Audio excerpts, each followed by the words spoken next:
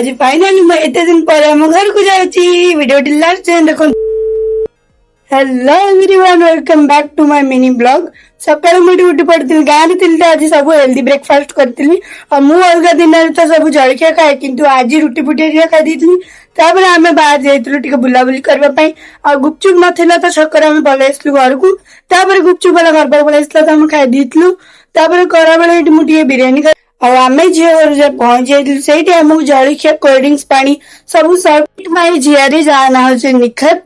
तापर दिन सकाଳେ मो मुहटा देखुली पानी में जमा भी पड़नी तो मत पिंपल्स हो जाता तो सही देखिकिना आम बाहर जाइलु घर को।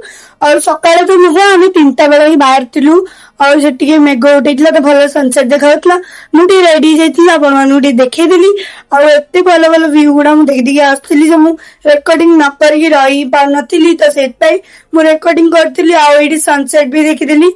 मु 3टा बेले खरा भी देखी सनसेट भी देखी और राति व्यू गुड़ा भी सब देखी जाऊली।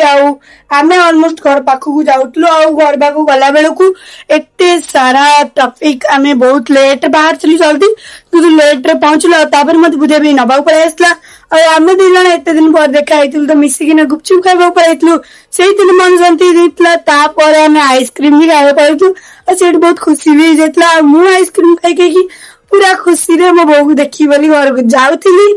आज वीडियो भल लगे चैनल को सब्सक्राइब कर इंस्टा देख फॉलो कर निहाती सब्सक्राइब कर।